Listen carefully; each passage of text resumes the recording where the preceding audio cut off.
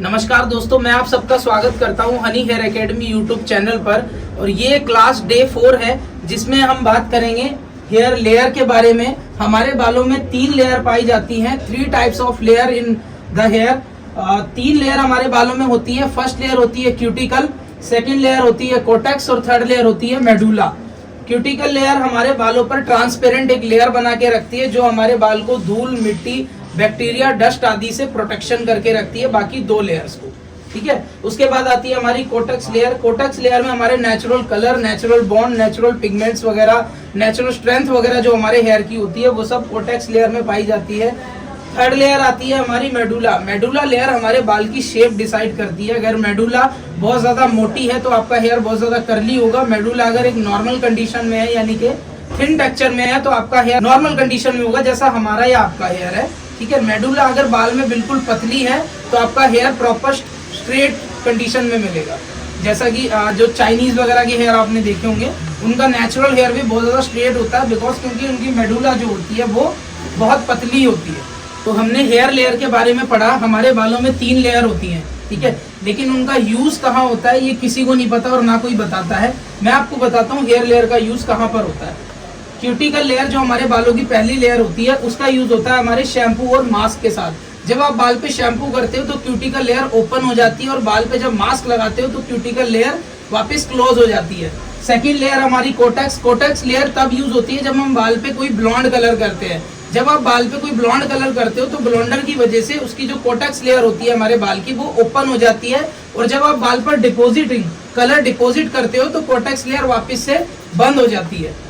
उसके बाद आती है हमारी third layer medulla. Medulla layer का यूज कभी कलर में या शैम्पू में कभी हो नहीं सकता, क्योंकि वो बाल के बिल्कुल अंदर की लेयर होती है, वो आपके बाल की शेप को डिसाइड करती है। तो मेडुला लेयर को सिर्फ स्मूथनिंग या वेलोसिटी के साथ ही आप मेडुला लेयर को लूज कर सकते हो और कोई भी केमिकल मेडुला लेयर तक नहीं जा पाता है।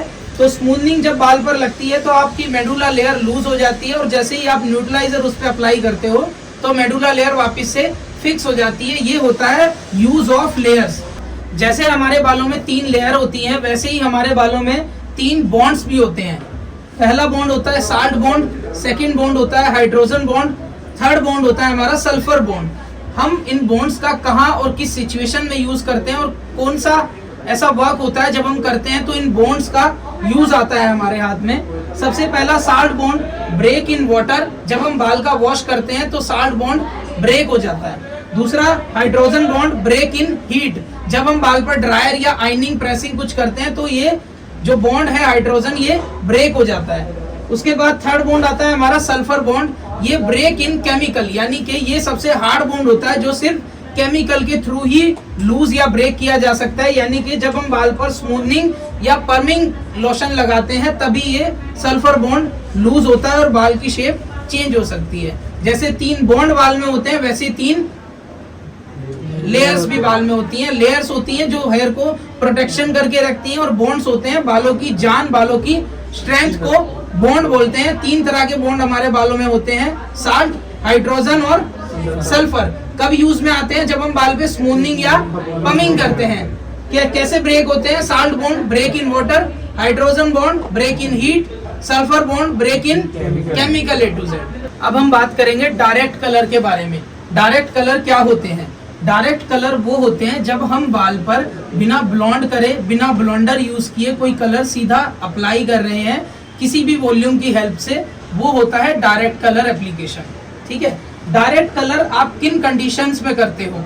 जब बाल नेचुरल है, उसके बाल पे कोई हीना या मेहंदी, कोई डाई या घर में कोई उसने जुगाड़बाजी वाला कलर नहीं किया हुआ अपने बाल में, या जब बाल का जो बेस कलर है वो प्योर ब्राउन यानी कि 4 नंबर या 5 नंबर का बाल है, यानी कि नेचुरल जो बेस है वो ब्राउन टोन का है, काला नहीं है, या जब आपके क्लाइंट ने कलर कराया हुआ है लेकिन उन्होंने कोई डाई, मेहंदी या हीना, कास्टिंग कलर नहीं किया हुआ, किसी सैलून से ही कलर कराया है, इन कंडीशंस में आप उनको डायरेक्ट कलर एप्लीकेशन कर सकते हो।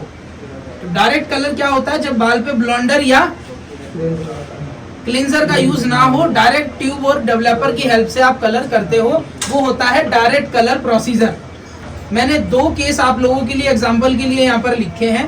केस ऑफ एग्जांपल है इसमें, अगर आपके क्लाइंट का बेस, अगर हेयर उनका बेस कलर 4 नंबर यानी कि ब्राउन है, और उनको कलर जो डिजायर शेड उन्होंने पसंद किया 4.3, 4.16, 4.35, 4.15, 4.20, ठीक है, या 4.45, यानी कि 4 नंबर के हेयर पर 4 नंबर का ही कोई भी कलर जो फैशन टोन में आ रहा हो उन्होंने पसंद कर लिया, यानी कि बहुत ज्यादा हाई लिफ्टिंग पर नहीं जाना, तो आप उस कलर को डायरेक्ट कर सकते हो 20 या 30 वॉल्यूम के साथ लेंथ पर और 20 वॉल्यूम के साथ रूट पर। लेकिन कंडीशन क्या है, हेयर नेचुरल होना चाहिए, मेहंदी या डाई नहीं लगी होनी चाहिए, कलर अगर उन्होंने पहले कराया है तो वो सलोन का कलर यानी कि आर्टिफिशियल कलर होना चाहिए, कास्टिंग शेड नहीं होना चाहिए।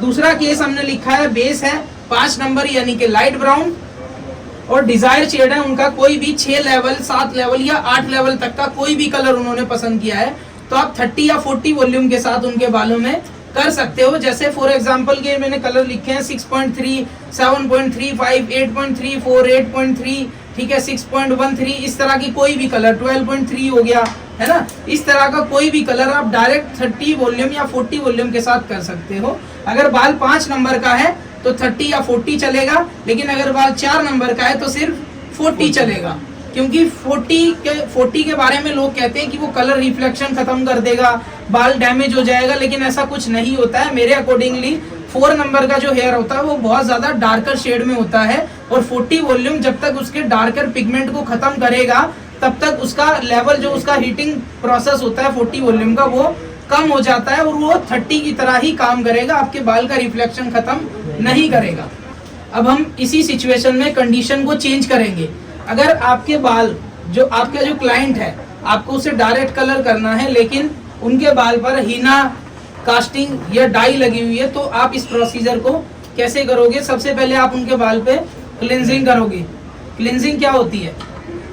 क्लिनजिंग होती है ब्लोंडर, शैम्पू प्लस 20 या 30 कोई भी ऐसा वॉल्यूम। अगर बाल बहुत ज्यादा उनका डार्कर टोन में है डाई की वजह से तो 30 वॉल्यूम, अगर थोड़ा नॉर्मल कंडीशन में है तो 20 वॉल्यूम के साथ आप क्लींजर बनाओगे, पतला सा, बहुत ज्यादा थिक या बहुत ज्यादा नॉर्मल नहीं होना चाहिए, थोड़ा पतला हो लेकिन बहुत ज्यादा भी पतला ना हो, ठीक है, उसे हम लोग क्लींजर बोलते हैं। आप सबसे पहले उनके बाल पे क्लींजर अप्लाई करोगे, क्लींजर से उनकी जो ब्लैक टोन होगी वो थोड़ी सी रिमूव हो जाएगी, और उसके बाद आप आपका अपना जो डायरेक्ट प्रोसीजर है कलर का वो वापस से वहां पर अप्लाई कर सकते हो, और आपका जो बाल का कलर होगा वो चेंज हो जाएगा।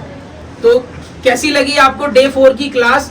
डे 5 की क्लास बहुत जल्दी आने वाली है, उसमें आपको बहुत सी चीजों का डेमो दिखाया जाएगा, करा भी जाएगा और आपको दिखाया भी जाएगा। तो चैनल को जल्दी से सब्सक्राइब कर लो, लाइक करो, शेयर करो, कमेंट करो। Thank you so much.